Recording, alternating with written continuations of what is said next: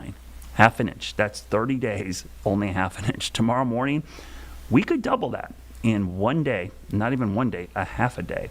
If we go back to October, I'm going to go back and see the last time we had over a half an inch in a day. You have to go back to October 29th, 0.57, but the last time we had an inch of rain in a single day, October 27th. Okay, we had 1.2 or 1.16 inches. Between October 27th and 29th, we had almost 2 inches of rain. So that was the last real significant rain, about a month or so ago, even a little bit longer. So it's been a while. So this is much needed rain. Remember, we're in drought. We'll take every drop we can get. Now, I mentioned something about late week, possibly another round. Well, the cold air isn't exactly going away. It looks like it's going to stick around, at least below average temperatures. And we've got another system heading our way Friday into Saturday. It looks a lot like this one. The only difference is I think it could be a tad colder. Now, I don't think this will be a winter storm for all of us, but I do think there's a higher chance of some snow for parts of the area and maybe some of us. You could see in particular the mountains could see snow, and even maybe the Unifor region up into our northern counties to Greensboro and Raleigh. This will be something to watch. Now, there's a lot of uncertainty here.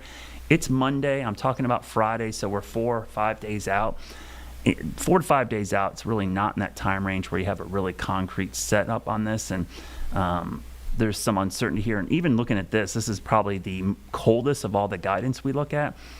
It's still kind of marginal. So other guidance shows little precipitation, much further south or north with warmer air or no moisture. So it's something to keep an eye on if you're planning travel Friday into Saturday, because it does look like this could be a pretty good coastal low that cranks up and moves up the coast. By Saturday, it moves out pretty quickly and should be long gone by the time the ACC championship takes place on Saturday night in Uptown. So just the heads up there that there could be a system Friday into Saturday. And I'll show you our Jerry Hunt Supercenter 7-day forecast again, just to give you an idea what this week looks like. Average highs continuing to drop into the mid-50s, average lows in the mid-30s. We'll likely be below that most of this time frame. Tomorrow morning, please stay weather impact alert for the heavy rain across the Piedmont with ice up in the mountains. As we show you the 10-day forecast, give you a nice long look at this. First 10 days, now 11 days of December. It's going to actually be below average for most of this until we get to Wednesday the 10th. That's when temperatures look to jump back above slightly. And again, just a degree or two with temperatures in the 50s. Thanks for joining us tonight. Stick around. We've got more news coming up after the break.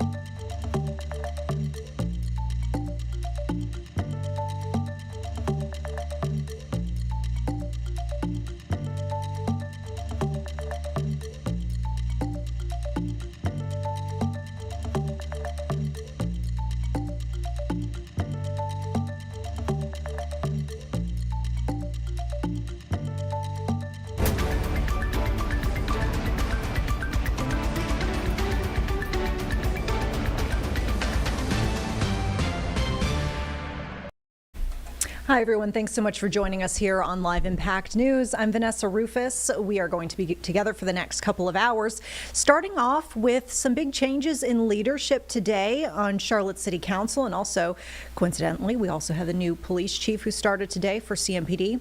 But we got a meeting underway right now. Looks like the mayor is speaking. We're hearing also, since we've got some new faces on the city council, an election of a new mayor pro tem. So let's listen into this discussion. I've seen our progress, our pain, and our potential. And I carry hope. Hope for a Charlotte where every person has a path forward. And hope for a city that reflects the best of who we are and what we can become. Let's keep moving. Safely, boldly, together. When Charlotte moves forward, every one of us moves forward. Thank you, Queen City, for your trust, your energy, and your faith in what we can build as one. Thank you very much.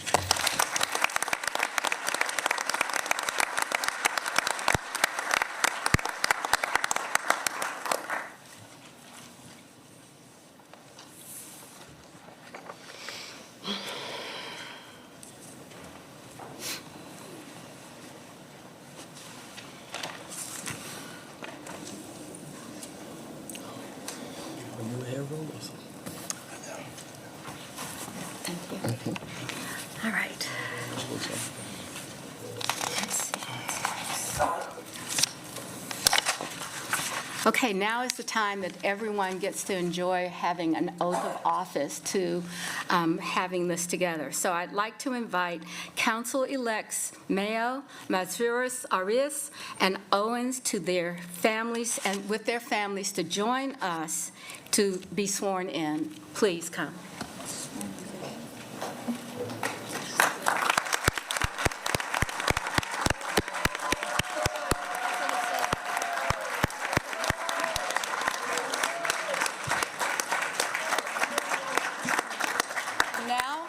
If we can have the members of our families and friends for the members of the council, please join us down here at the dais. Please. Pastor O. No, you're fine.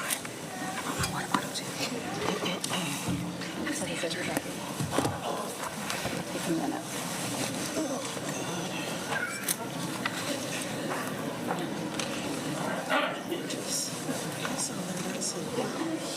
I should have that speech out. Hello. Is everyone okay? Yeah, here we are. I see some parents coming downstairs, so let's make sure that they get in here. Yes, the Bible. Does everybody have their Bible?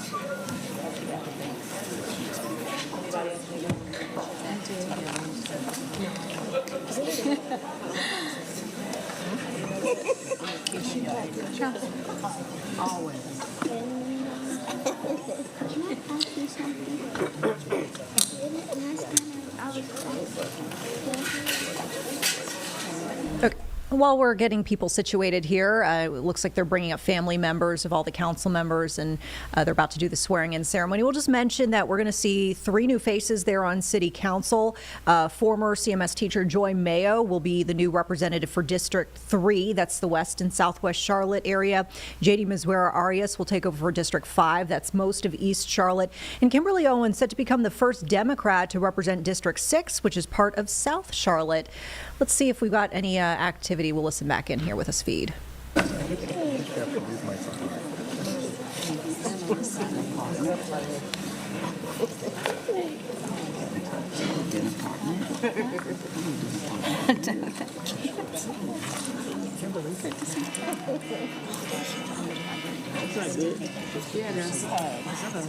want to make sure everyone has the family and friends that they want to be here.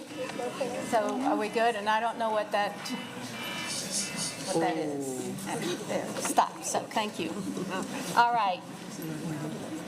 So is everyone prepared? So this is now that we are going to begin to make this final. If you still have a chance to walk out if you want to, just want to make sure. Just want to make sure everybody's in the right place. So, council, please repeat after me. I, and say your name. Do solemnly swear that I will support the Constitution of the United States, that I will be faithful and bear true allegiance to the state of North Carolina, established for the government thereof, and that I will endeavor to support, maintain and defend the Constitution of said state, not inconsistent with the Constitution of the United States, and that I will discharge the duties of my office as a city council member of the city of Charlotte, North Carolina, to my knowledge and ability, to the best of my knowledge and ability. Thank you. Best of my knowledge. To the best of my knowledge and ability. And so help me God. Thank you. We're sworn in. Thank you.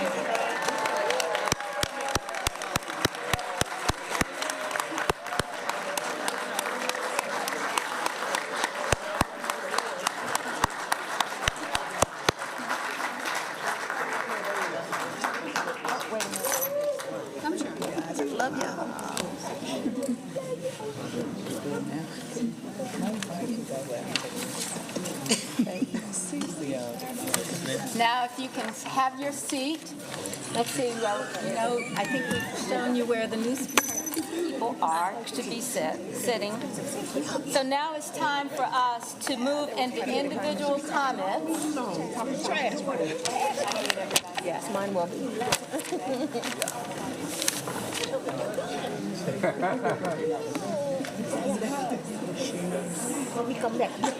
So now, if I can share a copy of it. I took notes, but now we'll begin. I'm hating it. A little bit of moment time. Now, this is the time when we move into individual comments, beginning with the newly elected council member, Mayo of District 3. I'd like to invite each council member to deliver a few brief remarks. Okay, remarks. And so we try to do that. So why don't we try 3 minutes, maybe, or no more? So with that, would you be prepared? Yes, ma'am. Thank you so very much for stepping out there. Yeah. Okay. Good evening. Thank you so much, District 3 residents, for voting for me to represent District 3. So appreciative for your support and just your trust that I can handle this job. Very excited to represent you all. First, I have to thank my mom, who came down. She has been my secret weapon in this endeavor. She met many of you all at the polls. She was often there. Really just so grateful for her assistance and her support. Also with fundraising, so she really came through and very appreciative. Also my brother, Jamel, who has been steady and steadfast in this journey as well. I'm very grateful to him. I have several key leaders who I'm very appreciative of, who have helped me in this journey. First, I'm going to start with Councilmember Malcolm Graham, who for the last 2 years has been mentoring me and helping prepare me for this role. So I want to thank you for that, Malcolm. Former Councilmember Justin Harlow, Dr. Justin Harlow, who was one of the first people to really stick their neck out for me and have a big name to support my run for District 3. Thank you. Also, the first District 3 representative, Ron Leeper, has been such a great mentor to me in this. When we talk about community benefits, how do we make the airport work for all residents in Charlotte? I think it's so imperative that we continue continue to look to former leaders and the work that they've done. So very appreciative to all of the mentors that I've had in this journey. Next, I've had a great campaign team, many of who are right here. They have become family to me. I am so appreciative of you all. Your dedication. We were out there in the cold, in the rain, and we got it done. And just so excited to continue this journey with you all as we are working to make this vision a reality. I am excited to represent District 3, all the work that we're going to be doing together, really to put my platform into action. So much of that is working with our community leaders to create safe and inclusive communities, having intentional investment to increase opportunities for everyone in District 3. Anyone who has heard me talk at any of the forums and things during this run has heard me talk about walkable 10-minute neighborhoods. I think that is so intentional that residents are able to easily live, work, and play within a 10-minute walk, bike, transit ride, or drive. I think that's what creates a really vibrant city, and I look forward to creating that with my colleagues. So looking forward to working with the rest of council, city staff, and just ready to get to work. So thank you so much, residents of District 3, for choosing joy, which is my slogan, and excited to work with you all. Thank you.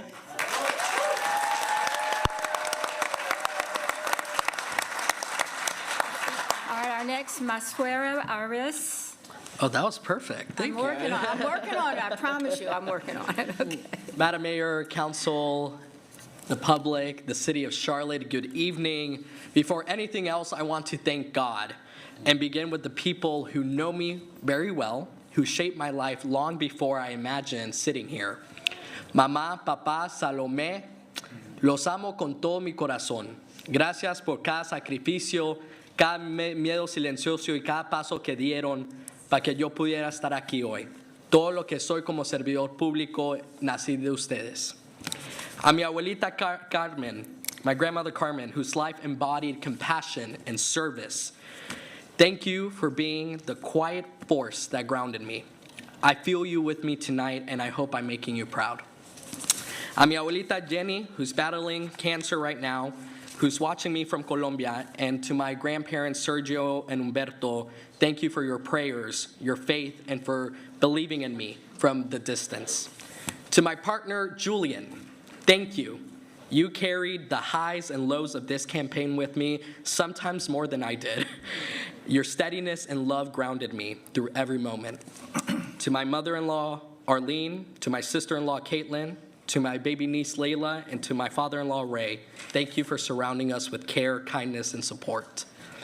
To my campaign family, Jerry, Ariana, Kate, John, and Ten, you poured yourselves into this race because you believed East Charlotte deserved representation rooted in dignity, honesty, and community. You built a campaign that reflected who we are as East Charlotteans, hardworking, hopeful, and resilient. And I also want to thank the leaders who stood with me from the very beginning.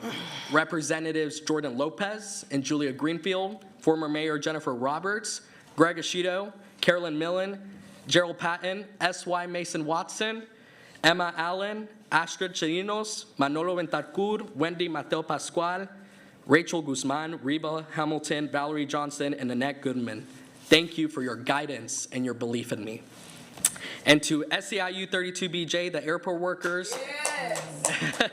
And Ray Beeman, you reminded me that this city deserves workers when they organize, because when you all organize, communities rise and win. This victory belongs to the people who keep Charlotte running. I also want to recognize Council Member Marjorie Molina for her service to this district. Public service is a thankless job. Campaigning is hard. So thank you. This election was decided by 34 votes.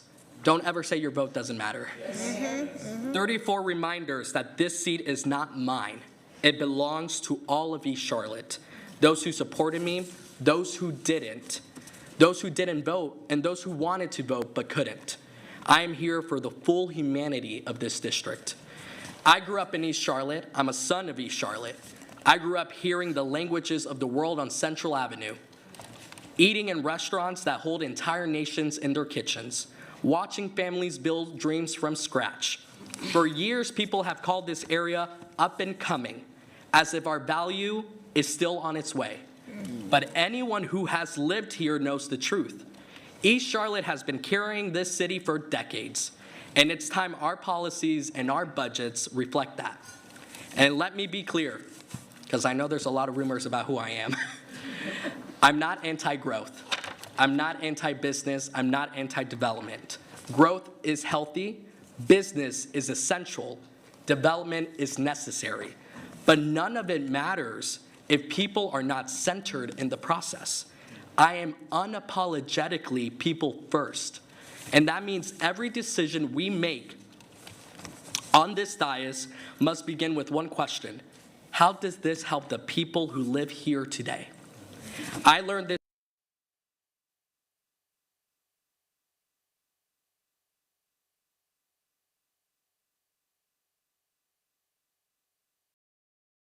Okay. All right, some issues there with the feed. We'll try to get you back to Charlotte City Council, as we had, as you just saw in the last few moments, a swearing-in ceremony, including 3 new members on the council. We were just hearing from J.D. Mazuera Arias, council member for District 5. We're going to take a quick break. We'll see if we can get the feedback, and we'll see you in 2 minutes.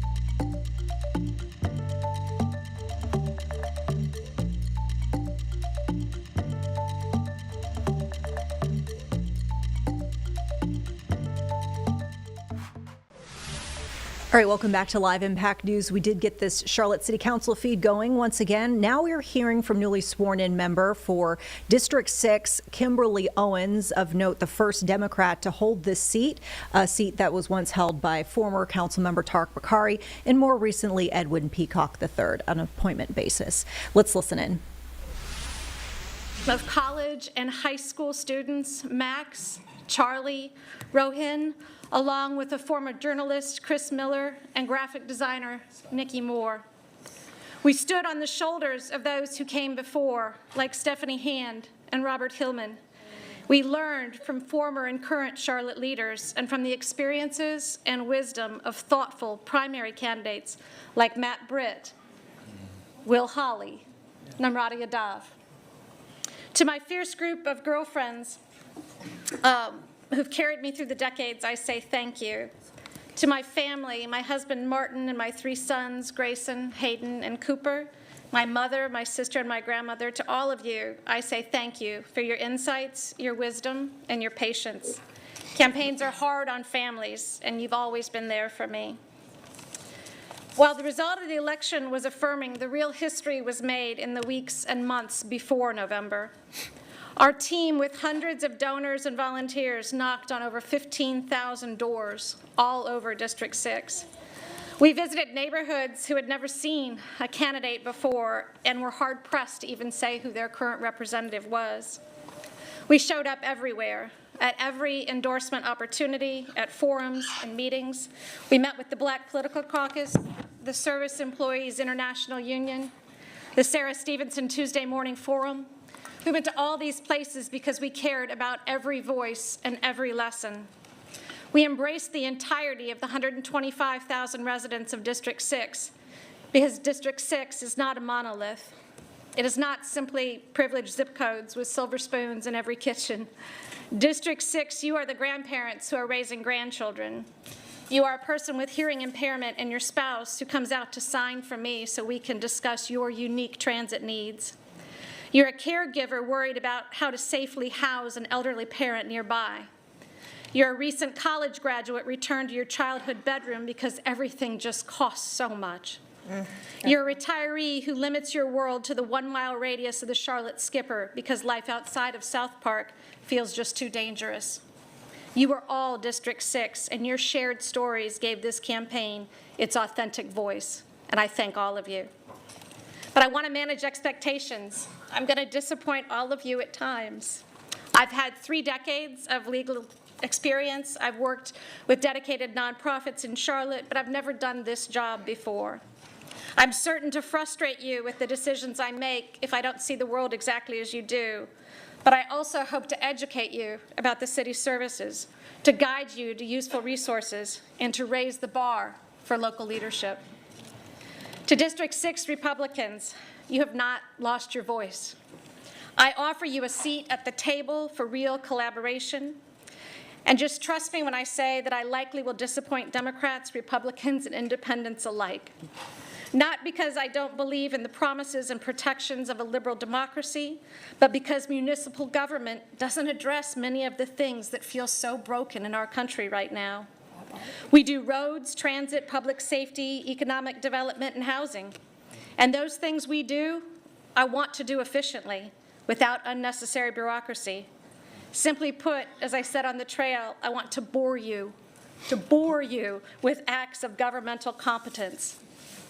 I want you to trust that your city government is saying what it's doing and doing what it's saying. And finally, I have high expectations of myself, but also of our business community and of all of you, the residents of Charlotte. I ask the business community to lean into serving our people, all of our people. Like you did for transportation, I beg the business community to advocate for our public schools so that your employees can be confident in their children's educations when they choose to relocate here. When the people of a city are priorities, communities thrive. So let us value our workers, our teachers, our CMPD, and our young people. Let us work together to bring more attainable housing, food security, and quality education to the 14th largest city in America. Let us listen to each other, business leaders. If you share your pride with me about being the #1 state for business, I will listen.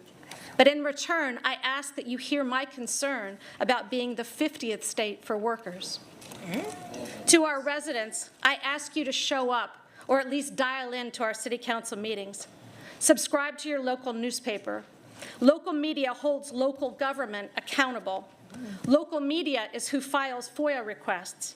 Get your news from multiple sources. Listen to public radio. Come out from behind the keyboards and engage with your community.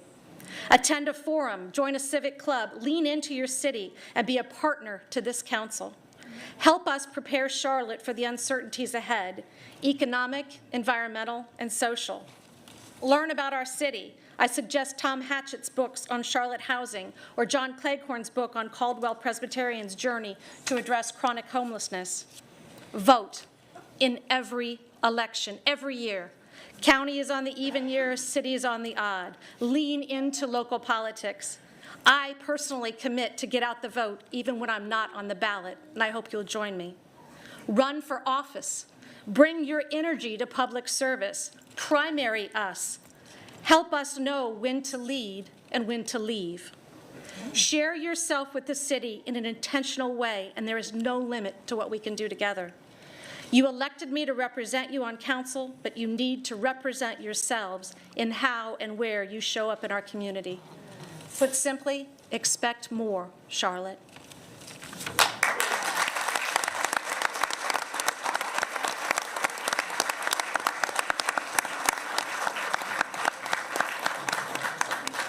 So thank you very much. Now we'll come back around the dais, except Ms. Sajmira has... Can I go last? I have to pay her. I understand. I understand. So.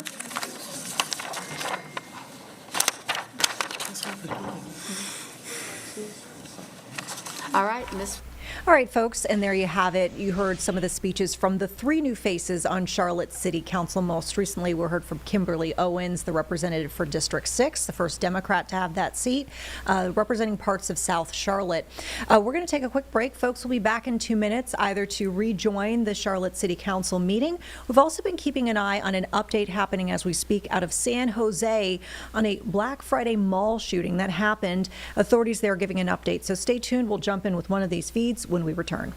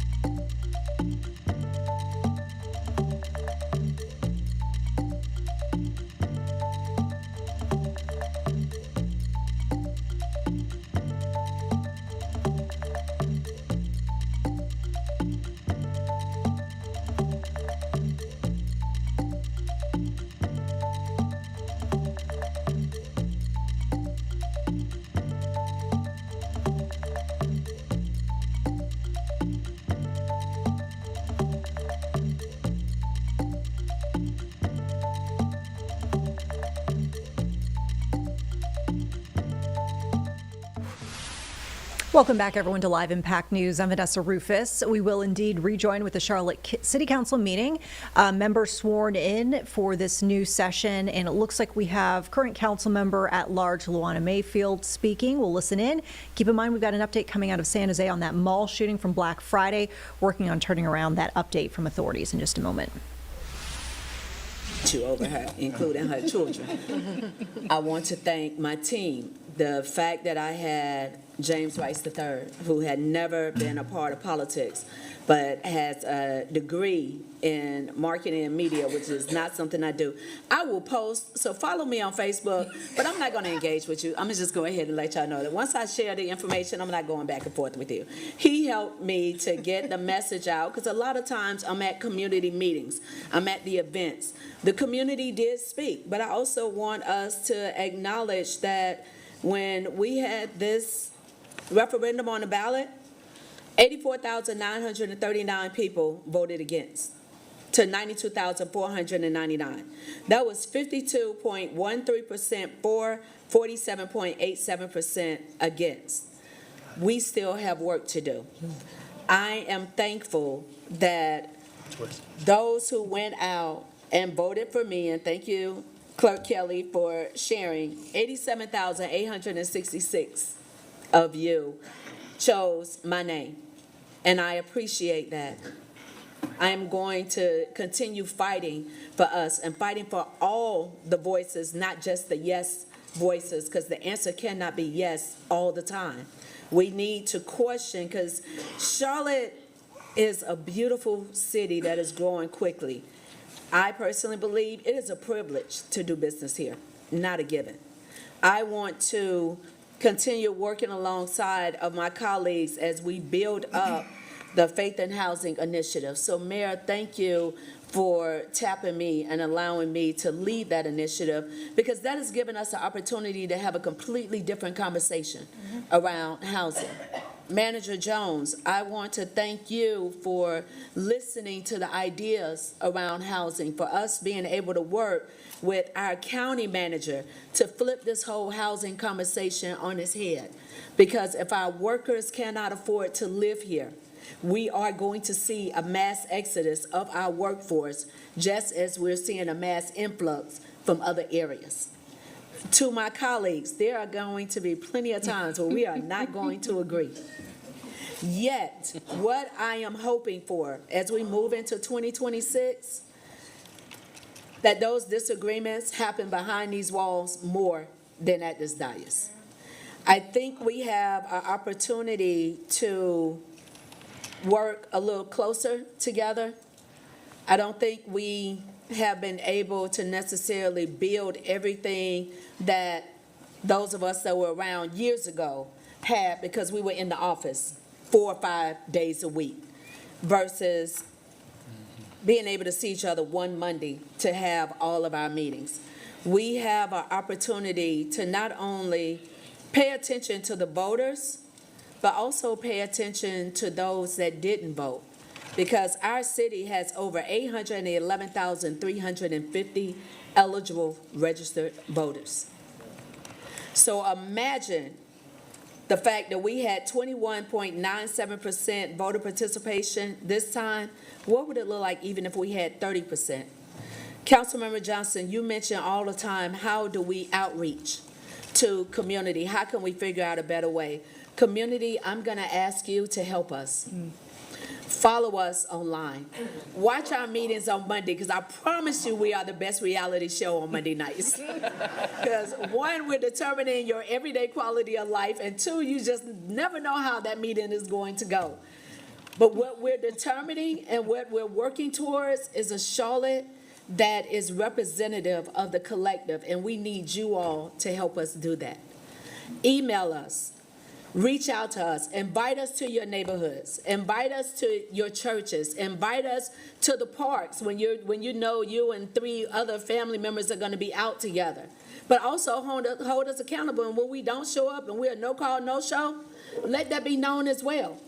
Keep in mind, there's 800,000 plus of y'all, and there's 11 of us.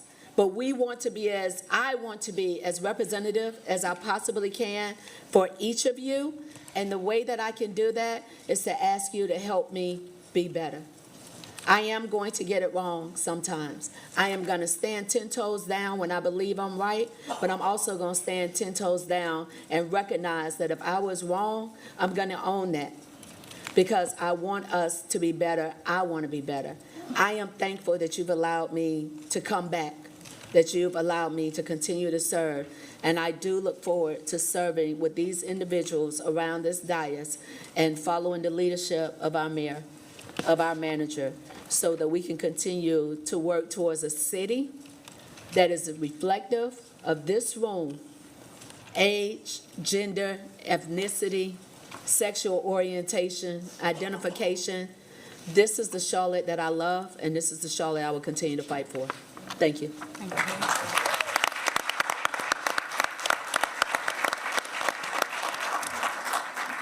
Mr. Good evening, everybody. My name is Ed Driggs. I am a Republican, okay? Take a close look. You don't see too many of these. I don't have as long a list because I didn't have an opponent this year of thank yous. I do want to acknowledge my donors. I got a lot of campaign contributions this year, even though I didn't have an opponent, and I really appreciate the thought behind that gesture from those people. So thank you to them. My treasurer, Alex Vucinic, You have been keeping me on the right side of the law for years now, and I appreciate that. My first supporter and the guy who put me up to all of this, Jim Rogers. Jim, thank you for all these years. And I have a number of unpaid advisors that are always there for me. Larry Shaheen, Towers Mingledorf, Ken May. Thank you, you guys. I appreciate being able to call you when I have a question. I do want to especially recognize the staff.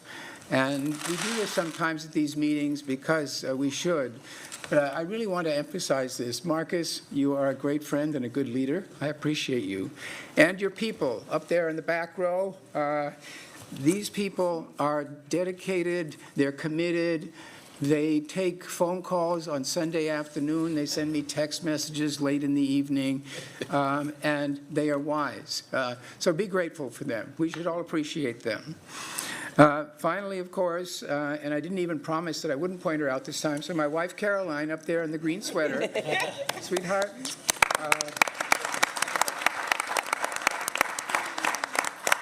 Caroline walks every step of this journey with me, up and down, and it means a whole lot. Also, our two kids, they are in their 30s, and the joy in their life adds to the joy in our life, particularly as of about 5 or 6 weeks ago when I became a grandfather for the first time. All right, folks, and time now to take a quick break. We're hearing there once again from City Council members following that swearing-in ceremony. Councilman Ed Driggs for District 7, now the sole Republican on Charlotte City Council. As we mentioned, Kimberly Owens, Democrat, was able to flip District 6 seat. Let's go ahead and take that break. 2 minutes. We'll be back.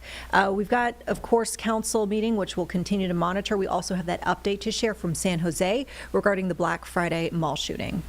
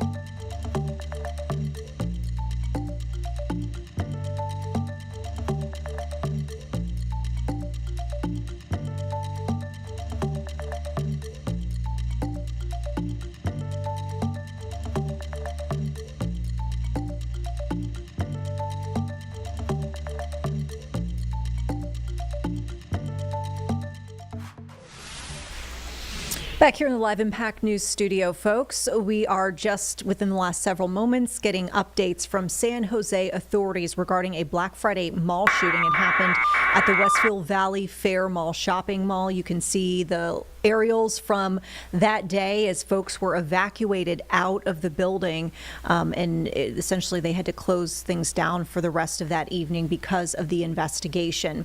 As we mentioned just moments ago, authorities shared an update. We want to get to that right now to hear the very latest. Normalize in this or tolerate in this city. While we wish there were stronger laws in place to protect the public, the San Jose Police Department and our partners will continue to do everything in our power to find anyone who commits violence here and bring them to justice. You cannot do this in San Jose and get away with it.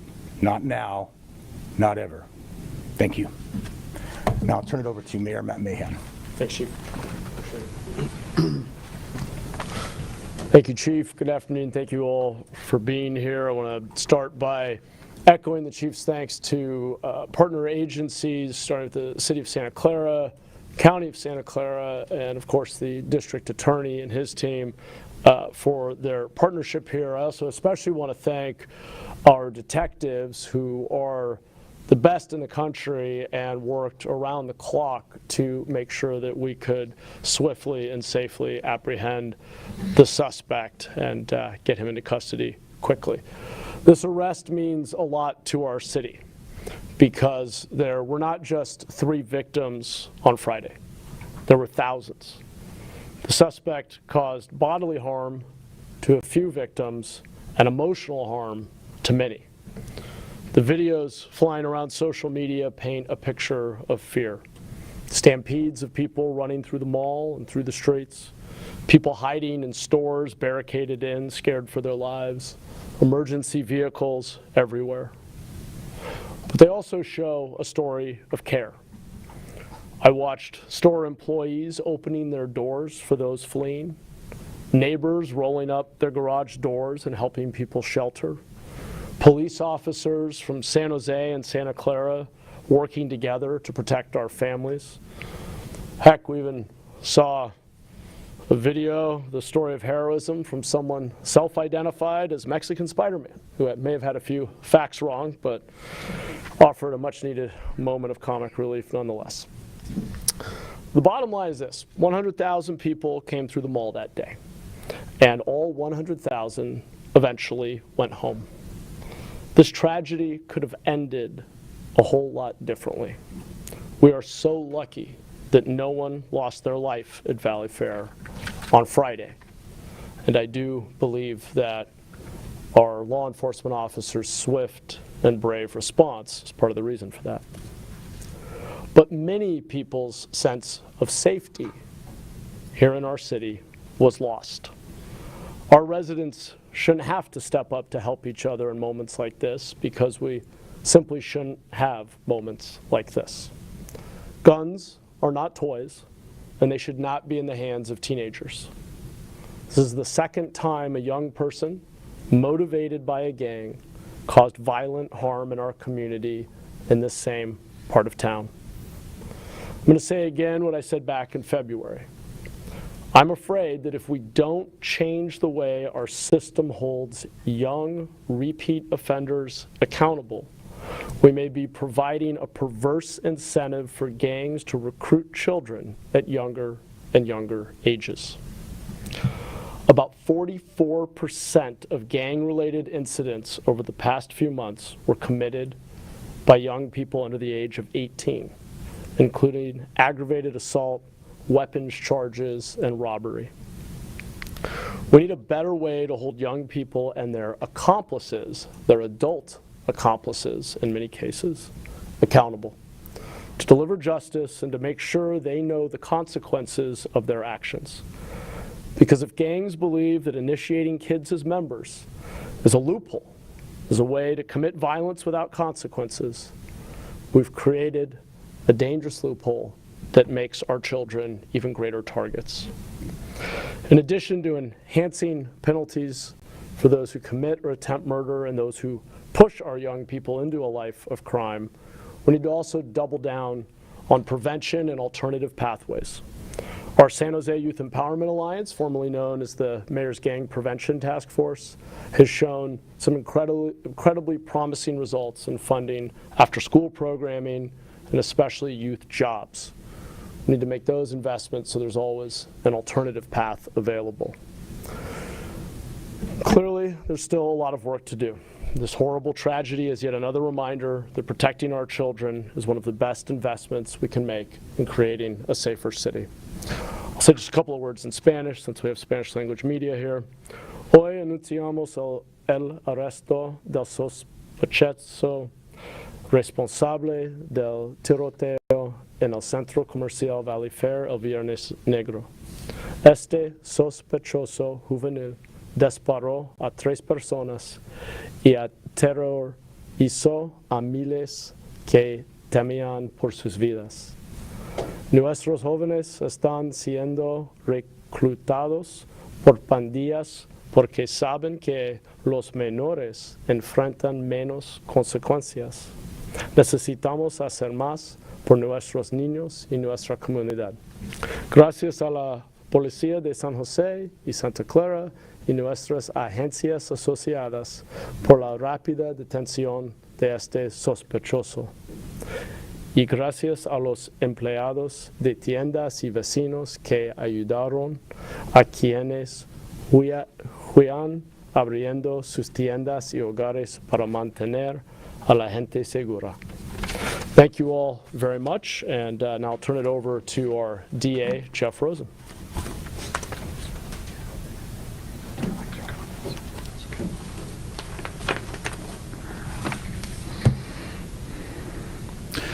Teenagers with guns are incredibly dangerous and must be dealt with very, very seriously with accountability. Some people object when gang shootings are called terrorism. For the people shopping and working at Valley Fair this Black Friday, this gang shooting was terrorism. For the 2 young women who were shot as they shopped, this was terrorism. What else should we call a mass shooting in a place decorated with festive ribbons and colored lights on one of the busiest shopping days of the year? This is a place where we bring our families and our children. But this minor brought a semi-automatic handgun with him. In a gang confrontation inside of the Valley Fair shopping mall, the minor shot 3 people less than a month before Christmas, a day after Thanksgiving. We're thankful that no one was killed, miraculously. All of us in this community are thankful for the San Jose Police Department and what it always does, every day and every night, and that's quickly track down violent criminals and safely arrest them. Yes, that is their job, but we never take it for granted. I don't. The Santa Clara Police Department, the Santa Clara County Probation Department, the Santa Clara Sheriff's Department, the FBI, and the Bureau of Alcohol, Tobacco, and Firearms and Explosives assisted in this investigation and are also responsible for the swift apprehension of the individuals involved. As I speak, the DA's office is hard at work reviewing the evidence for this reckless and violent crime.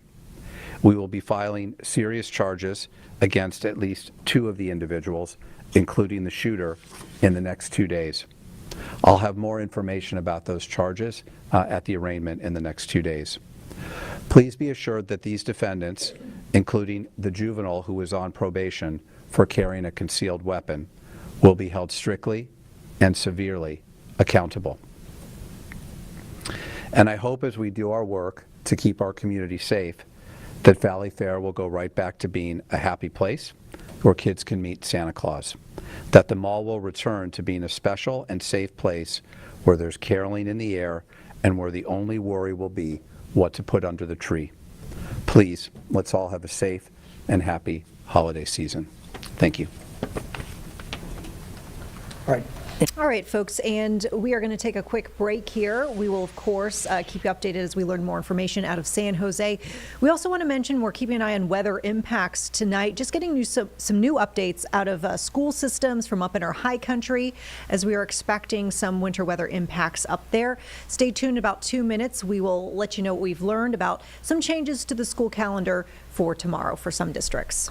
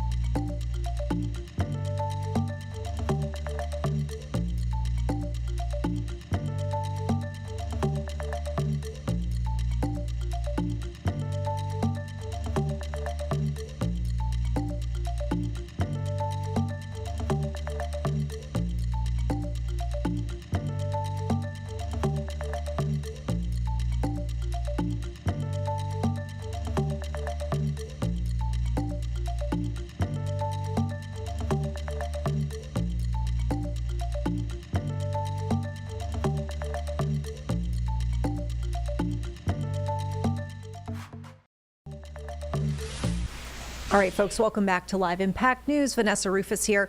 We wanted to mention that we're seeing some weather impacts already as we have been talking about being weather aware for freezing rain potentially to impact the North Carolina mountains late tonight, and some concerns for the roadways too Monday morning with that commute.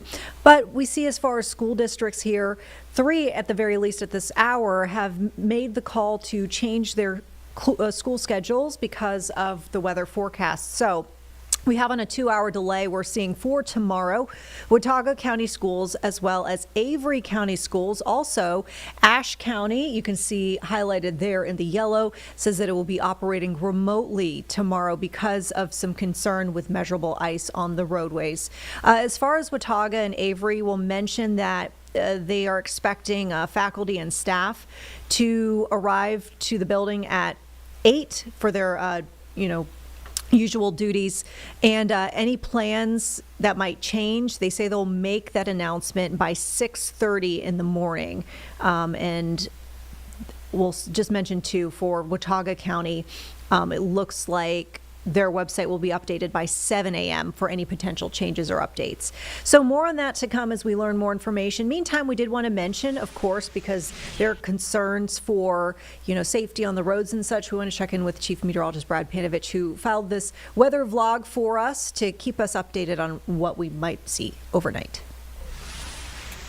Hey everybody, Chief Meteorologist Brad Panovich here. We have an active week of weather and an active storm track. For the first time in about, 2 months, it's been a while. We've been in a drought. We're finally going to get storm systems, and each one, because of the time of year, has the potential for a little bit of wintry mischief, especially in the mountains and foothills. So let's start with today.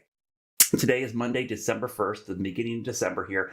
You can see our storm system developing out west. This is what's going to be heading our way. That's the storm system. Now, the key part for us, we also have high pressure building over New England that is providing northeast winds. This is the good old-fashioned wedge or cold air damming you hear us talk about. This sets the stage for these miserable cold rains and potentially sometimes some ice in a wintry mix. So let's get right to the forecast for this thing pushing east, and we'll talk about one of 3 systems that could impact this over the next week or so. All right, so here's the short range futurecast, kind of shows you the setup here. I put the isobars on here, which are these blue lines, which you'll see on the map. And what you're looking at here is the northeast wind. This is the wedge of cold air. Anytime you see the isobars angled like this east of the mountains, that's a sign we've got high pressure over New England, the eastern Great Lakes, which is providing the cold air at the surface. The problem is that's shallow cold air. Typically, there's warmer air aloft, and you're probably saying, well, where's the warmer air coming from? Well, this low pressure system, it's a pretty strong low pressure system down here, and this is going to bring the potential for some warmer air above our heads, 5,000 to 6,000 feet, coming in from the southeast or southwest, overriding that cool air at the surface. So what happens is, as temperatures cool off at the surface, sometimes you get some icing. Now, you can get icing to continue or become a big ice storm if the supply of cold air continues, because a little bit of science here, the one thing about freezing rain, it's a self-limiting process. And what do I mean by that? Well, this goes back to science class, latent heat, okay? So think about when you boil water on the stove, right? You have to add heat to the water to get it boil. Now, when you freeze water, you do the opposite, right? To cool it down, you have to remove heat from the water. So when you freeze water, you remove heat from the liquid, and it's got to go somewhere. In the atmosphere, when you freeze rain, the heat that escapes from the raindrop to make it a piece of ice has to go somewhere. It goes into the air and warms it up. So unless you have a constant supply to reinforce that cold air, eventually that latent heat release will warm up the atmosphere enough to get it above freezing where the freezing rain stops. So in this case, the warm air advection, we call it, is so strong that eventually it overcomes that process, and we don't have an anchoring high over the northeast, which stops the latent heat from warming the atmosphere up. So it limits itself. So you see the ice. I'll show you where it is. It's those typical spots, and if you live in the mountains, you know these areas. Man, Pinola, Jonas Ridge area, up to Newland, Blowing Rock area, up towards Fleetwood. These are the areas, eastern-facing slopes, the opposite of the northwest flow snow. Icing events are usually on the eastern-facing slopes, and so you see that ice there early tomorrow morning. Again, 4 or 5 in the morning. This is all rain for everybody else, by the way. Eventually, it changes to rain for everybody, and that's some pretty heavy rain. So I'll loop this out into the afternoon. It starts to dry out as drier air filters in, and we should be completely dry by the evening. So it's really your Tuesday morning commute that gets absolutely clobbered with heavy rain for everybody and ice in the mountains. So in particular, the area that I'm watching, so we're really focused on those eastern facing slopes. So here's what I'm talking about. We'll kind of zoom in on it real quickly here and show you the area of icing. So you see there, eastern facing slopes of Yancey, Mitchell, Upper Burke, McDowell, Caldwell counties, eastern Watauga, Ashe counties, and a little bit up in the Yadkin Valley. That's the area we expect to ice. Now, everybody else, tons of rain. So this is a good thing. I know it's kind of miserable cold rain. I'll be honest with you. Nothing worse than cold rain, but in a drought, and it hasn't really rained in 2 months, this will be the most rain we've seen since like the middle of October. So it's been a while, all right? So this is going to be a good soaking rain for all of us. Now, before I leave you, that's tomorrow's system, okay? Be alert for that. We could have a very active storm track this week, so I'm going to move this over a little bit, and we're going to focus on storm number 1, which we just talked about coming in Tuesday, same system. There could be another very similar storm system coming in late this week. And again, looking at the timing of this, it looks to be Friday, Saturday, not that system, right here. So this is going into Saturday morning, really Friday night, Saturday morning. I'll be honest, the models are kind of all over the place on the strength of the system, but it's another low pressure system that could form on the coast and move up this direction. And we should have cold air in place for possibly more wintry weather in the mix. And then even next week, it looks like maybe another system doesn't go out that far on our guidance here, but maybe early next week. So as I mentioned, a pretty active storm track this week where we could have a bunch of these cold rain, brief icing events, but nothing that looks like a winter storm per se, where we're looking at snow and ice for a big chunk of our area. It's not even all snow for the mountains, which tells you how marginal these events are. At least you'd love to see more snow risk in the mountains. This looks to be primarily ice. And just to give you a heads up for the folks in the mountains tomorrow, this is our winter weather impact graphic. And again, you see the areas in yellow. That's a moderate impact here east of the mountains. And notice it's all the eastern facing slopes that are impacted. I'll widen this out and you show the storm track is really up here in Ohio, Indiana, Illinois, into the northeast. That's where it's primarily going to be snow. For us, we're looking at primarily an ice event, and unfortunately, that looks to be the amount of ice we're going to see. So I'll do updates throughout the week. Just know we're in December. Meteorologically, it is winter now, and we're going to start to see the storms everyone have to keep an eye on. But the good news, at least in all of this, we're finally getting rain every 2 to 3 days. This is a typical storm track. It's supposed to do this in the fall, winter, and spring. So hopefully this will get us out of the drought while we wait for maybe deeper cold air and potential for wintry weather down the road. December typically isn't our snow month for the Piedmont. Remember, it's January, February, and even early March. And there you have it, folks. Do be safe as you hit the roadways tomorrow morning. We'll keep you updated with all of your weather impacts this week. We'll take a quick break. Back in 2 minutes, folks, with the very latest here in Live Impact News. Thanks for sticking with us.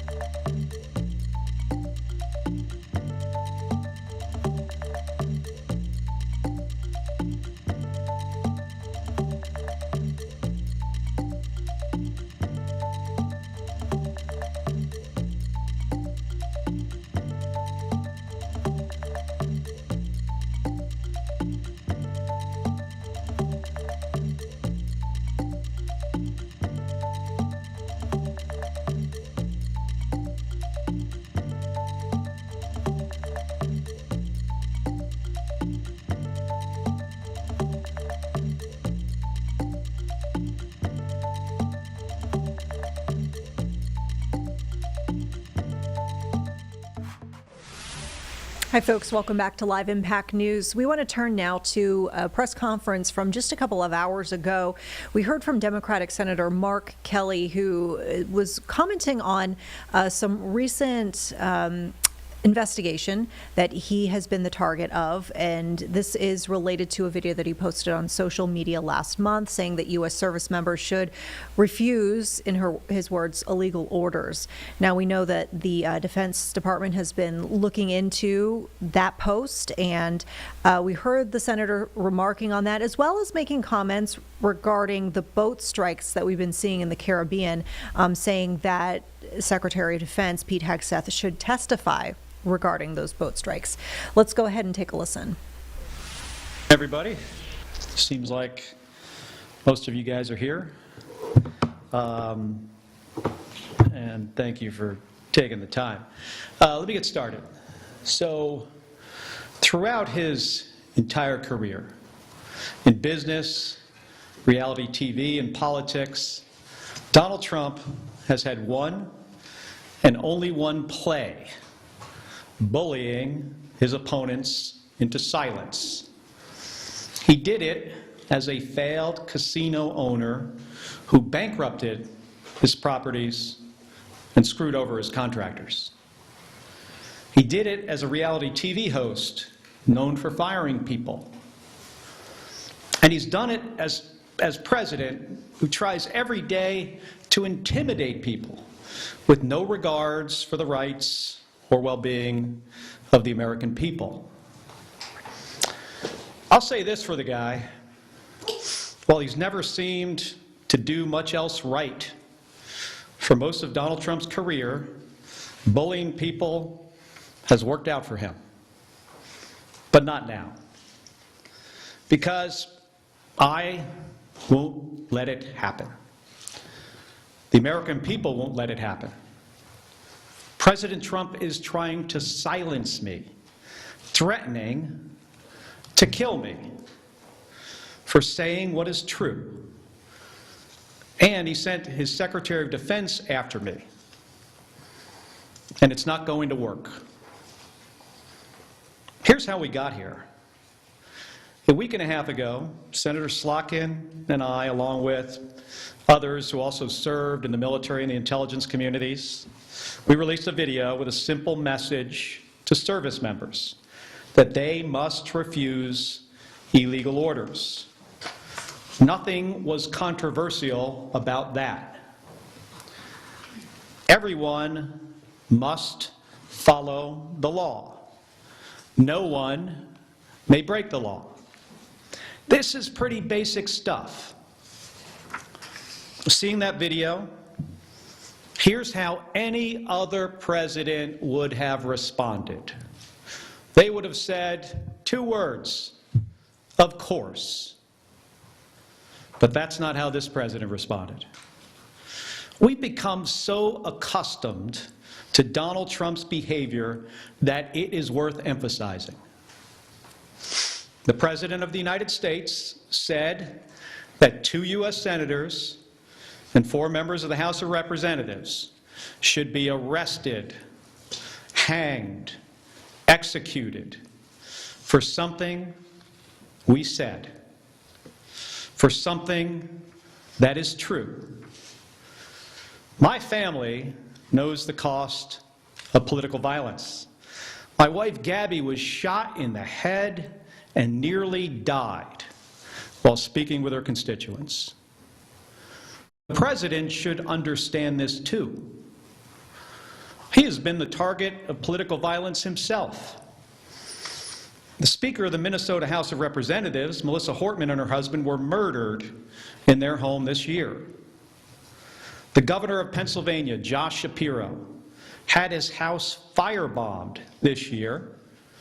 Then Charlie Kirk was assassinated at Utah Valley University, a place I visited just a few weeks ago with Republican Senator John Curtis. Faced with a wave like this, every other president we have ever had in the history of this nation would have tried to heal the country. But we all know Donald Trump. He uses every single opportunity to divide us. And that's dangerous. The president's words carry tremendous weight. People listen to him. And he knows that. And that's exactly why he does what he does. He makes these threats to silence people. And if that doesn't work, he abuses his power to intimidate people. And with the consent of Republicans in the United States Senate, he has surrounded himself with people like the Secretary of Defense, Pete Hegseth, who will do whatever he says with no question, no matter what. Trump and Hegseth, they care more about publicity than they do about the rule of law. That's how I ended up finding out via a tweet that the Secretary of Defense was ordering an investigation into me. The same Secretary of Defense who has, from the moment he was nominated, has been historically unqualified for this position. The same Secretary of Defense who is reported to have ordered a second strike to kill shipwreck survivors in the Caribbean. If there is anyone who needs to answer questions in public and under oath, it is Pete Hegseth. It's a dangerous moment for the United States of America when the president and his loyalists use every lever of power to silence United States senators for speaking up. But we all know that this isn't about me, and it's not about the others in that video. They're trying to send a message to retired service members, to government employees, to members of the military, to elected officials, and to all Americans who are thinking about speaking up. You better keep your mouth shut or else. This has been a singular focus of President Trump's second term. Not addressing costs, not creating jobs, intimidating people, and going after the people he views as his political opponents. He's done it to companies. You better write a check to build my ballroom, or I might not approve your merger. He's done it with universities. You better fire your president, or I'll pull your research funding. He's even done it to late-night hosts. You better not make jokes that I do not like, or I'll get you taken off the air, and I'm going to take your company's broadcast license. And he does it every week with Republicans in the House and the Senate. You better toe the party line, or I'll make sure you never get reelected. Folks, this comes at a cost. And not only to American companies, colleges, and comedians. It damages every American's freedom of speech and the balance of powers that form the foundation of our democracy. Because when Republicans in Congress are too afraid to disagree with this president, it means that his bad ideas go unchallenged. He has slapped reckless tariffs on countries across the globe, skyrocketing the cost of everything from groceries to school supplies. Republicans historically, well, at least a year ago, they hated tariffs. But when it comes to voting to undo them, they are too afraid of Donald Trump. So Americans pay more for just about everything because of spineless politicians. It's the same with health care costs.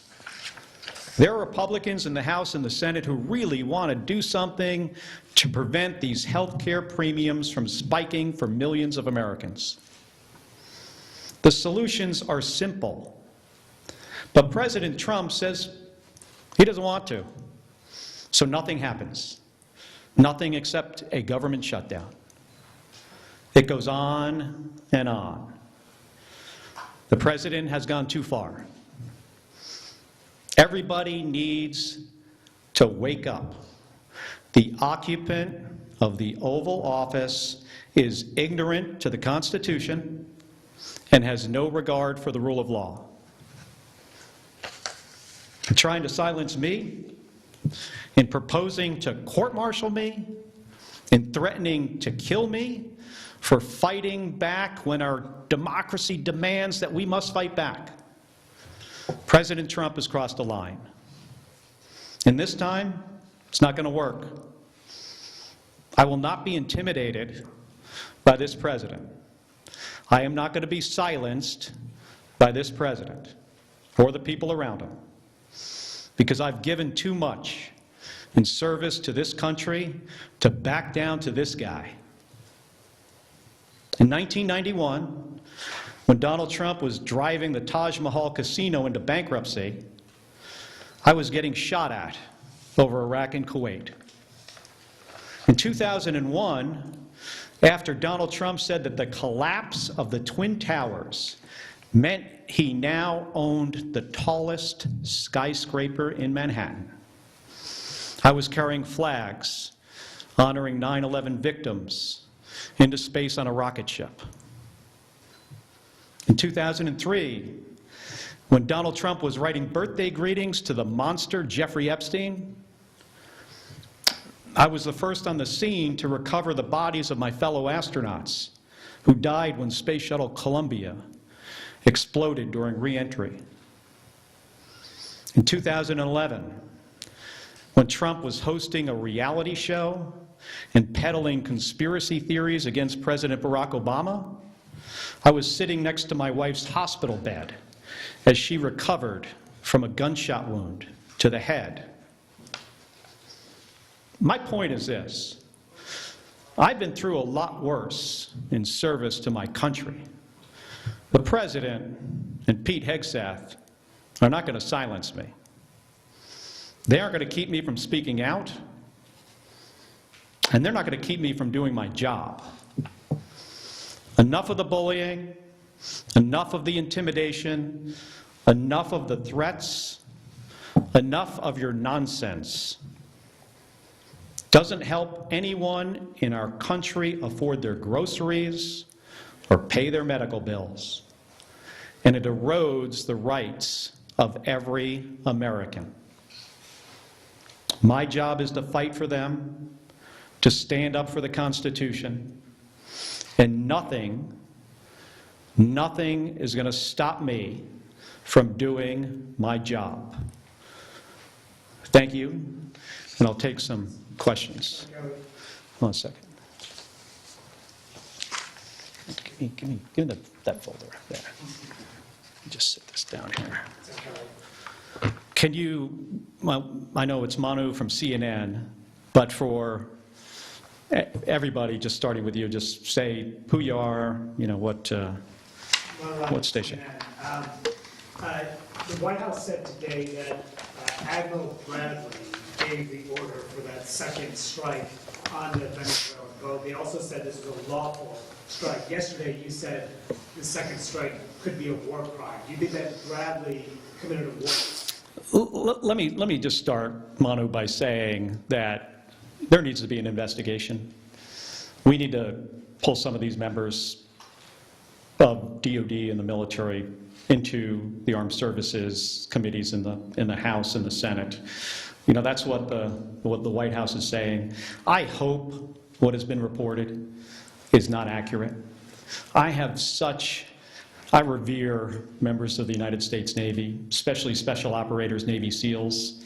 These are the most highly trained, individuals in our military. I have deep, deep respect for them. So I hope what we are hearing is not accurate.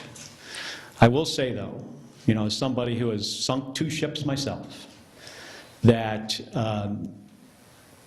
folks in the military need to understand, you know, the law of the sea, the Geneva Conventions, what the law says. And I'm concerned that if there were, in fact, as reported, you know, survivors clinging to a damaged vessel, that could be, you know, over a line. I hope it's not the case. I truly do.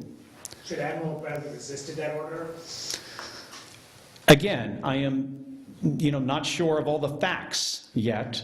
I don't want to prejudge before we have all the information. I think it's important for there to be an investigation. The Inspectors General of DOD needs to investigate this. Unfortunately, an unqualified Secretary of Defense fired a bunch of them and got rid of a bunch of lawyers.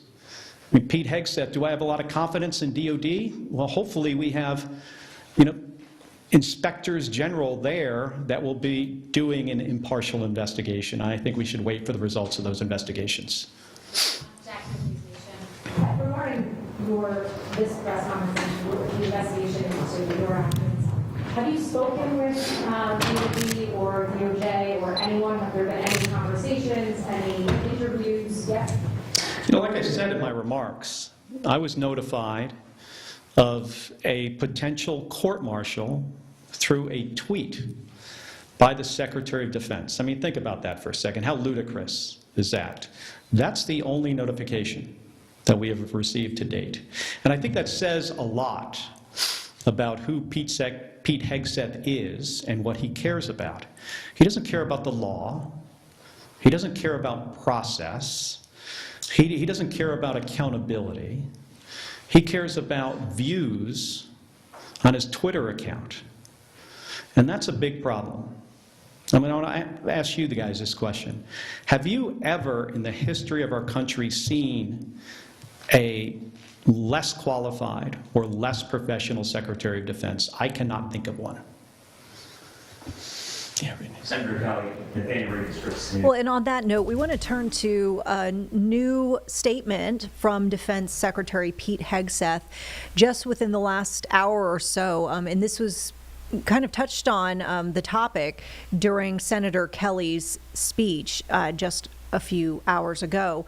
And so you can see that post there on X where the Defense Secretary says that he stands by Admiral Mitch Bradley and the combat decisions he's made regarding that boat strike, the U.S. strikes we've been seeing on alleged drug boats.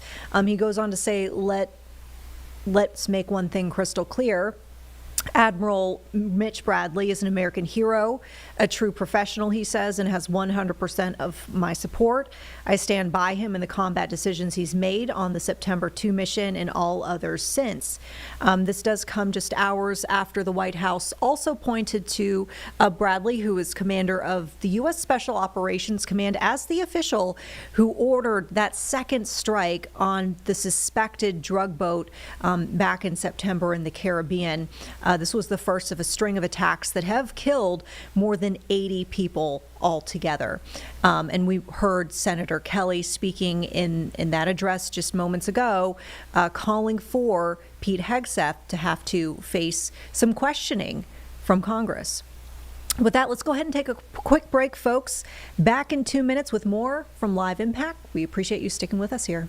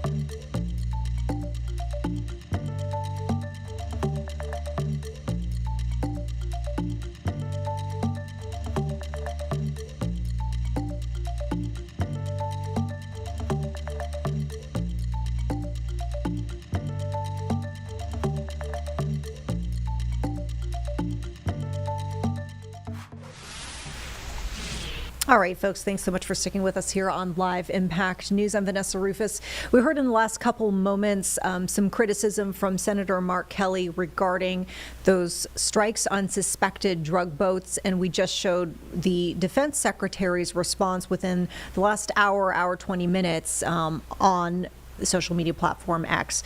We know that this topic also addressed today in the White House press briefing. So with that, we do want to get to that update from White House Press Secretary Karoline Leavitt. Let's listen in. Everybody. I apologize for my tardiness. We had some technical difficulties, as you could see, but I think we are ready to rock, so let's get to it. I'll begin this week with some scheduling announcements for President Trump's very busy week ahead. Tomorrow, President Trump will host his 9th cabinet meeting of the year alongside his incredible cabinet, who continue to deliver for the American people at a record pace. Later in the afternoon tomorrow, the president will make an announcement in the Oval Office on his initiative to create Trump accounts to give the next generation of Americans a jump start on savings. It will be a very exciting announcement indeed, especially for all of the parents across the country with young children and babies. On Thursday, President Trump will host the presidents of the Republic of Rwanda and the Democratic Republic of Congo to sign the historic peace and economic agreement that he brokered. On Thursday night, the President and the First Lady will celebrate one of America's greatest traditions, the lighting of the National Christmas tree on the Ellipse. And on Friday, President Trump will attend the FIFA World Cup final draw at the Kennedy Center. You all will be seeing and hearing from the President every day this week, so you have me today, and then he will take on the rest of the week himself. Next, I would like to address the horrific tragedy that took place in our nation's capital that last week.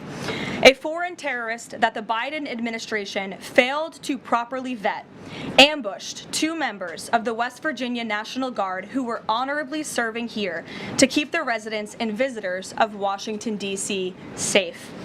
U.S. Air Force Staff Sergeant Andrew Wolf was severely wounded in the attack and remains hospitalized while he continues to fight for his life.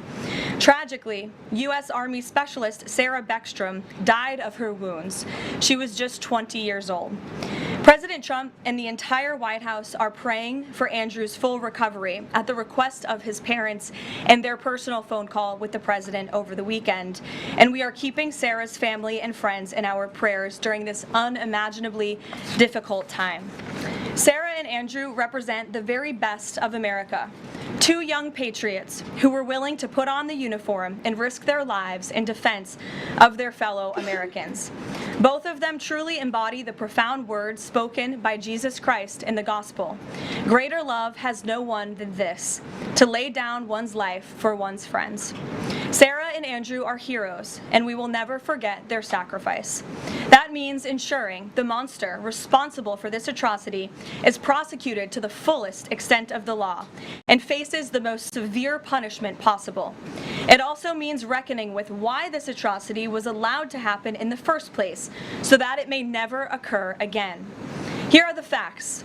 The terrorist who gunned down American soldiers blocks away from the White House in an ambush was an Afghan national who was flown into our country by Joe Biden's administration in September 2021 in the chaotic wake of their botched withdrawal from Afghanistan, one of the most embarrassing moments in the history of our great country. Joe Biden's historic failure in Afghanistan continues to haunt this country and our men and women in uniform. Not only did this surrender lead to a suicide bombing that killed 13 American heroes in Kabul, but now National Guard troops were shot on U.S. soil by the same kind of enemy. We continue to live with the deadly consequences of Joe Biden's horrific leadership. Nearly 100,000 Afghans were recklessly released into the United States with little to no vetting. There was no regard for the disorder and violence that this would unleash on American communities and American culture. Reportedly, thousands of these strangers and unknown individuals were flagged to the Biden administration for national security, public safety, and fraud concerns. But the terrifying truth is that the Afghanistan debacle is just a small part of Democrats' complete and total betrayal of the American people during the Biden years. The tragedy that we just witnessed the day before Thanksgiving is a reminder that untold thousands of terrorists, gang members, and criminals were invited into our country and remain here to this very day. The border is now secure, thanks to President Trump, but the threat in our interior remains real and urgent. These public safety threats are already inside our land, and President Trump was elected on a promise to find and remove them, and he has already taken significant steps and made significant progress towards fulfilling this promise. But there is more work to be done because President Trump believes that he has a sacred obligation to reverse the calamity of mass, unchecked migration into our country. As a result, the Trump administration is now actively re-examining all of the Afghans imported into the country by Joe Biden. Any individual who threatens our national security or our citizenry will be subject to removal. President Trump has already permanently paused migration of foreign nationals from third world countries that pose a very high risk to the United States. For too long, past American presidents supported self-destructive immigration policies that allowed foreigners who outright hate our country and have no interest in assimilating into our culture. They've allowed these individuals to flood peaceful American communities. This disastrous approach has drained our welfare program, driven up the cost of housing, suppressed wages, and jeopardized the safety of law-abiding American citizens. In fact, according to a new bombshell report from the New York Times, Somalian migrants in Minnesota have defrauded nearly $1 billion in taxpayer-funded benefits under Democrat Governor Walz's leadership. President Trump is putting an end to this dangerous America Last approach. His position is rooted in common sense. In the wake of last week's atrocity, it is more important than ever to finish carrying out the president's mass deportation operation. America cannot allow millions upon millions of unvetted illegal aliens to be rewarded with amnesty after they broke our nation's laws to come here. They must go back to their home countries. It is also essential to immediately address the massive fraud and corruption that has been going on for decades in other aspects of our immigration system, most notably when it comes to asylum claims. Millions of people who have come here under false pretenses are told blatant lies now enjoy temporary legal status. President Trump is ending this scam as well, and I would point out that the Democrats have tried to block this administration from doing so at every turn with lawsuit after lawsuit. The hard truth is that even when it comes to our legal immigration system, past presidents have failed to ensure that all prospective citizens love America, will add value and contribute to our communities, and will assimilate into our culture. Leaders have a duty to defend and advance the interests of their own people, not foreign nationals. Leaders also have a duty to preserve the integrity and character of our nation's national identity. That is why President Trump is more committed than ever to fully restoring American sovereignty by keeping our borders secure, removing all illegal alien invaders, and rebuilding a legal immigration system that makes sense and benefits our country. President Trump has no higher responsibility than to defend our homeland and our people, and he will never waver in doing so. With that, I will open it up to questions, and we'll lead today with Isabel Brown, who is in our new media seat. She's a very popular face on television these days. She's built a great independent media podcast and platform with the Daily Wire, and I appreciate your being here, Isabel. Thank you for being Caroline. Appreciate it and appreciate the briefing. Many Americans, in light of these recent events that you just mentioned, are starting to say that we are being invaded as a country, culturally and logistically, when it comes to immigration. And we know that immigration without assimilation is indeed invasion. So given the recent remarks from Vice President Vance on a college campus about dramatically reducing legal immigration to address some of this crisis, and President Trump's Truth Social post last week about individuals who may be non-compatible with Western civilization, are there any conversations happening or plans being made behind the scenes for the administration to implement at least a temporary immigration moratorium, for example, in light of what the American people might be calling for? So, Isabel, it's a great question, and I think I spoke a little bit to the heart of your question in my opener there. there. I would add that the Trump administration has done more to limit migration, both illegal and legal, than any administration in history. And I'll just walk you through some of the actions that we have taken thus far. Number one, the Trump administration issued a travel ban for 19 countries, including Afghanistan. Special immigrant visas, which is a legal pathway to get here, which we know many Afghans have utilized to come into the country, have now been paused since the tragic shooting last week. Refugee admissions were suspended for Afghans from this administration on day one, and refugee admissions into the country right now are essentially at zero, with the exception of Afrikaners fleeing persecution in South Africa. The State Department has also heightened their scrutiny and vetting of all visas and have revoked visas, as you know, for those who do not align with our country's national interests. The Secretary of State has the right to do that, and we've taken unprecedented action to do just that.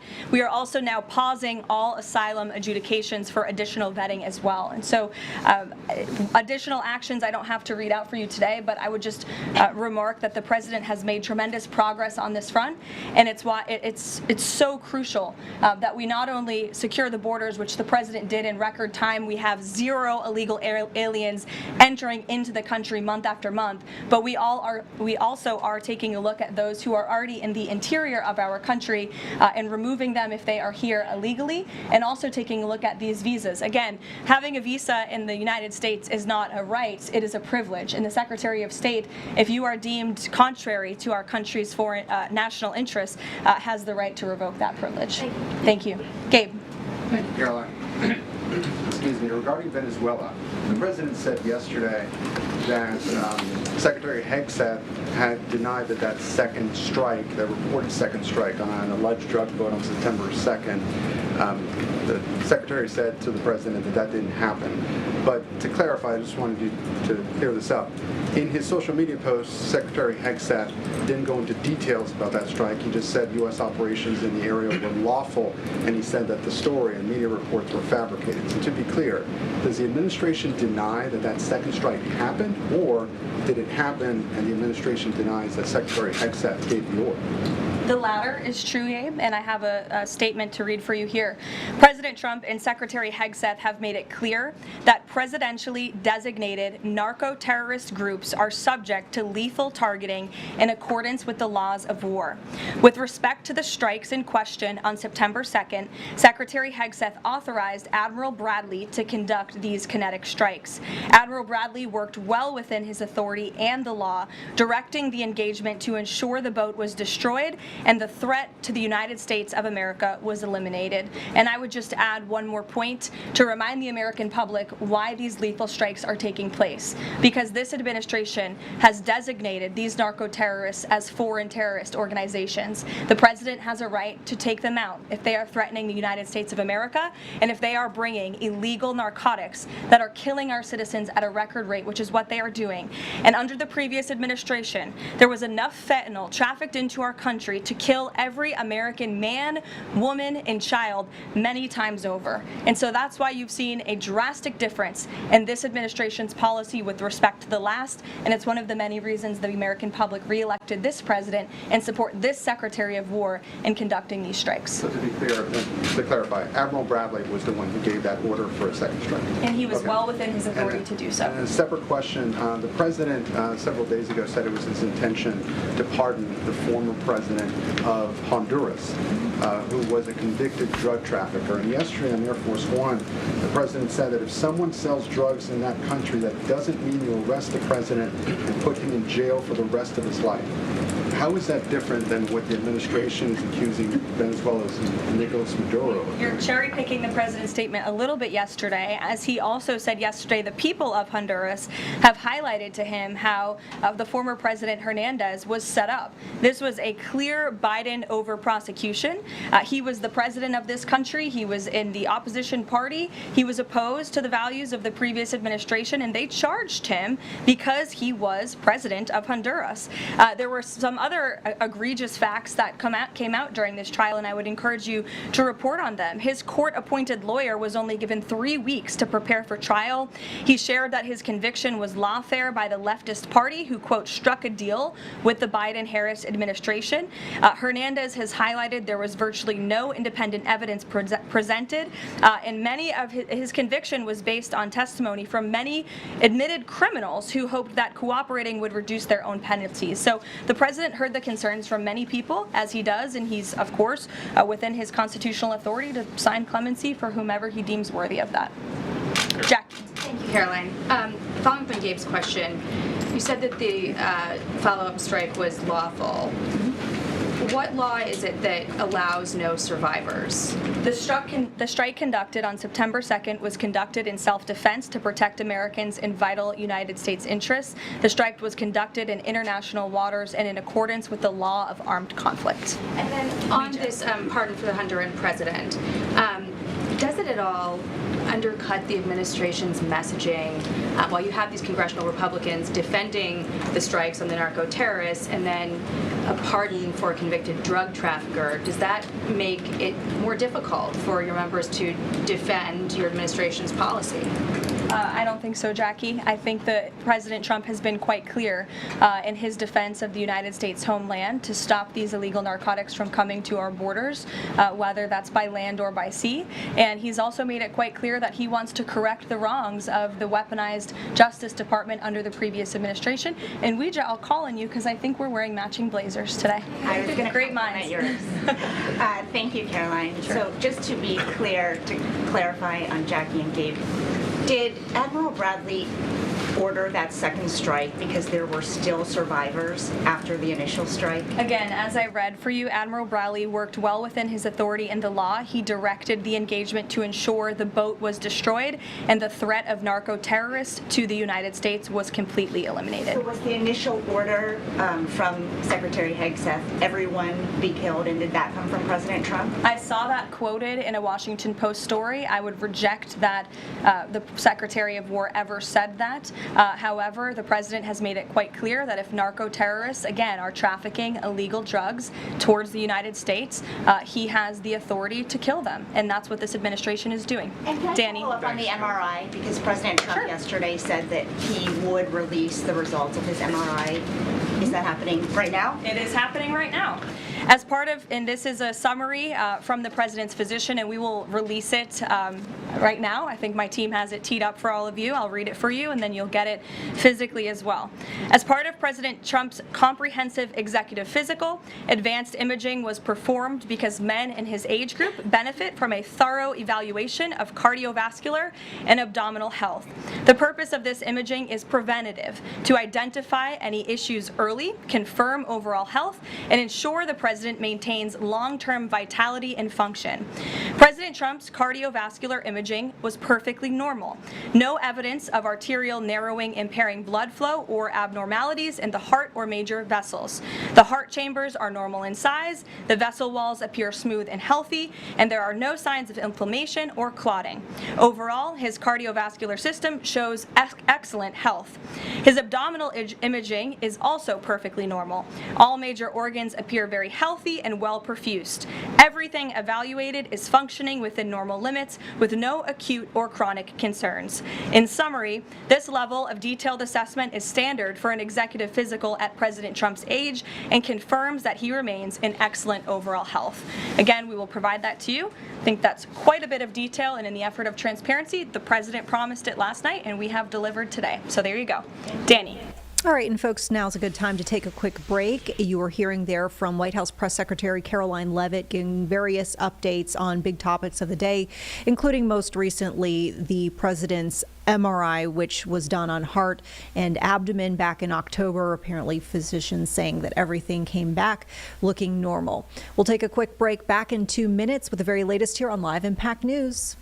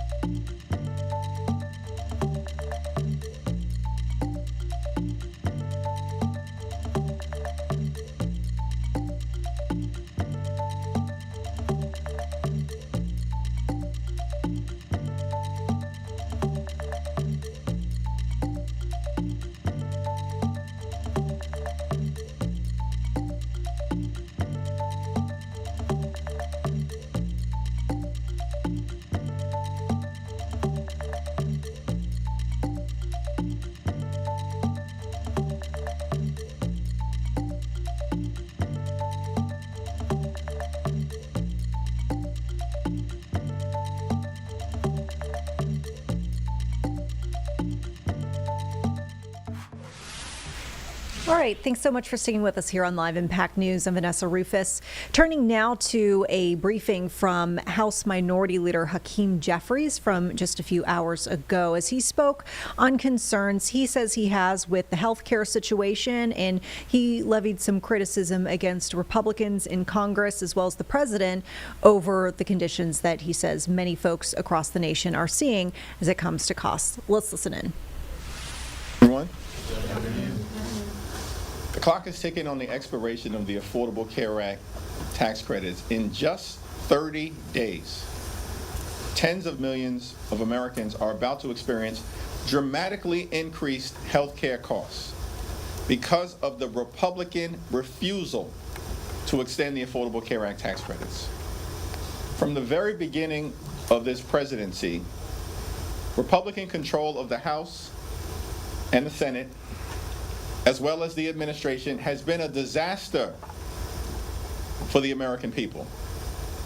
These extremists promised all last year that costs were going to go down on day one. Costs haven't gone down in America. Costs have gone up. The Trump tariffs are increasing expenses on everyday Americans by thousands of dollars per year. Housing costs are out of control. Grocery costs are out of control. Child care costs are out of control. Electricity bills are through the roof. And now Republicans refuse to do a thing to prevent health care costs from dramatically increasing in a way that will deprive tens of millions of Americans of the ability to go see a doctor when they need one. Republicans have done nothing over the last several months to address the health care crisis that they have created. And they continue to refuse to take yes for an answer. Democrats have an active discharge petition, and all we need are a handful of House Republicans to join us. And we can trigger an up or down vote on a 3-year extension Affordable Care Act tax credits to save the health care of the American people in every single state in this country, and protect the health care of people who these so-called Republican members allegedly represent, but who have failed to do a single thing to make their life better. Questions? Leader Jeffries, your Senate Democrat colleagues have previously expressed openness to reforming the credits, working through differences. Why propose a 3-year extension? Time has run out on Republican inaction. They have done nothing over the last 60 days but stumble, fumble, and bumble as it relates to addressing the health care crisis that they've created. Understand that this year, House Republicans enacted the largest cut to Medicaid in American history. These extremists have thrown 14 million people off of Medicaid. At the same period of time, hospitals, nursing homes, and community-based health centers are closing all throughout the country, including in rural America, because of what Republicans have done in their one big ugly bill. They've launched an unprecedented assault on the Centers for Disease Control and the National Institute of Health, jeopardizing the well-being of the American people. Vaccines are increasingly unavailable in the United States of America. Children are getting sick unnecessarily all across the country. And now on top of all of that, that parade of horribles, Republicans refuse to extend the Affordable Care Act tax credits, which are going to expire this month. Time has run out on Republicans playing partisan games. We have a discharge petition that, if it received an up or down vote in the House of Representatives, we are confident will pass.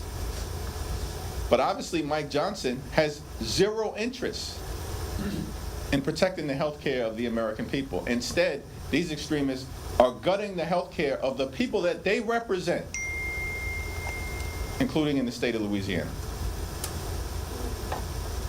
Senate Democrats next week will be able to put up a vote for the HCA subsidies. Do you think there's any plan that Republicans would actually get on board with to have a bipartisan bill? And if not, what should Democrats put on the board? There are Republicans in the House and the Senate who, during the Trump Republican shutdown, consistently said that once the shutdown ends that they caused, that they'd be willing to address the healthcare crisis that they've created. Most immediately by extending the Affordable Care Act tax credits. Now, we hear nothing but crickets from them. It even appears that the Trump administration was ready to put forth a plan that would at least have been worthy of consideration, and that Mike Johnson tanked it. So now, Mike Johnson wants to act like he's the Speaker of the House? Really, when it comes to the health care of the American people and possibly doing something bipartisan, he wants to act like he's in control? When the reality is he's done nothing but bend the knee to Donald Trump since January 20th. I mean, House Republicans have been nothing but a rubber stamp for Donald Trump's extreme agenda since January 20th. And when it appears that Donald Trump actually might be willing to enter into a good faith bipartisan negotiation to extend the Affordable Care Act tax credits, House Republicans detonate the agreement. These people aren't serious about anything other than providing massive tax breaks to their billionaire donors. That's not a hypothetical statement. That's not hype. That's not hyperbole. It happened. They enacted the largest cut to Medicaid in American history. They ripped food out of the mouths of hungry children and seniors and veterans this year in their one big ugly bill. $186 billion cut to SNAP. And why did they do all of that? So they could reward their billionaire donors with massive tax breaks. And so the extremists are just showing the American people who they are. And as a result, the only viable path forward, it appears, in the House and in the Senate, is a straight extension of the Affordable Care Act tax credits. Let's see what Senate Democrats put on the floor next week, and we'll continue to press our case on our side of the Capitol. Thank you, Lady Representative. I just wanted to ask if there's been any kind of formal or informal back channeling with Republicans who might be supportive of the discharge petition going on at all. Well, you had 13 Republicans a few weeks ago indicate in a letter that they wrote to Deputy Speaker Mike Johnson that as soon as their shutdown was over, they wanted to address the Affordable Care Act tax credits. But now it's nothing but silence from these people because they're not serious about helping the American people, the hardworking American taxpayers that they purport to represent. This has become painfully obvious to the American people, which is why Republicans are getting wiped out electorally all across the country, as we saw last month. Literally in every single state in the union, destroyed up and down the ballot across the country. Statewide races to local races and everything in between. Because the American people are done with these people. They've been a disaster. They lied about fighting to lower the high cost of living. Instead, they've just jammed their extreme right-wing policies down the throats of the American people who are being hurt as a result. And, you know, our view about the situation, as we've repeatedly said, is that we're open to finding a bipartisan path forward. But the extremists continue to refuse to take yes for an answer. They had an opportunity, right, to accept a very reasonable proposal that Leader Schumer put on the table a few weeks ago, which was a straight one-year extension of the Affordable Care Act tax credits, and then a bipartisan commission to discuss improvements to the health care of the American people over a multi-year period of time. What was objectionable about that? All right, folks, in time now for a quick break. Back in 2 minutes with the very latest here on Live Impact News. We appreciate you sticking with us.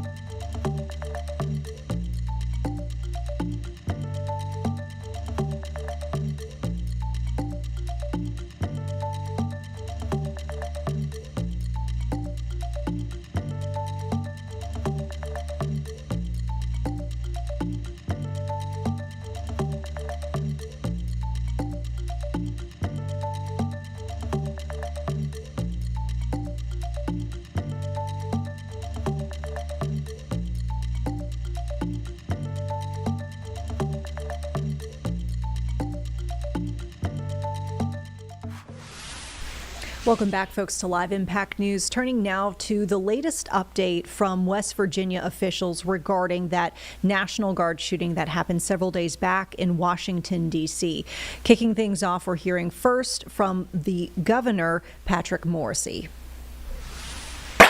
I want to thank folks for coming here today to have an opportunity to update people on what we're hearing. And I'm going to start out by saying that my heart goes out to the family of the two individuals who were despicably gunned down in Washington, D.C. And since we originally received word of the shooting, we worked very hard to try to coordinate with the Guard, the federal government, the families, and everyone to ensure that the state's response is appropriate. I want to update people. First, there'll be a lot of questions about the condition. I want to say I'm not the doctor. I'm not going to try to pretend to be so. What I will say is that Andrew remains in serious condition. We did have some positive news that we were told that Andrew was asked if he could hear the nurse who asked the question to give a thumbs up, and he did respond. And we were told that he also wiggled his toes. So we take that as a positive sign. I'm not here to speculate, but I will say one thing, that Melody, the mom, has been so positive a force, and she's been asking people across the country to pray for her son, and those prayers are working. So I want to continue. That's her only request to me is, would you please get the word out that my son Andrew needs prayer? And that's all I'm going to do, talk about that. These are wonderful people, and the family's going through a very difficult situation right now as Andrew fights to survive. There are many vigils that are going on around West Virginia right now. I had a chance to attend one in Martinsburg in honor of Andrew, and go down to Webster County on Saturday night. It was a really very touching vigil. People were talking so eloquently about Sarah, who by all counts is an amazing woman, who lifted up people around him with a smile. And from talking to Sarah's parents and to people in the unit, everyone had nothing but incredible things to say about Sarah, and she is someone who's going to be remembered for. And folks, our time here on Live Impact is coming to a close. Be sure that we'll keep you updated on the very latest with this National Guard shooting. With that, we'll turn you over to our next hour of programming.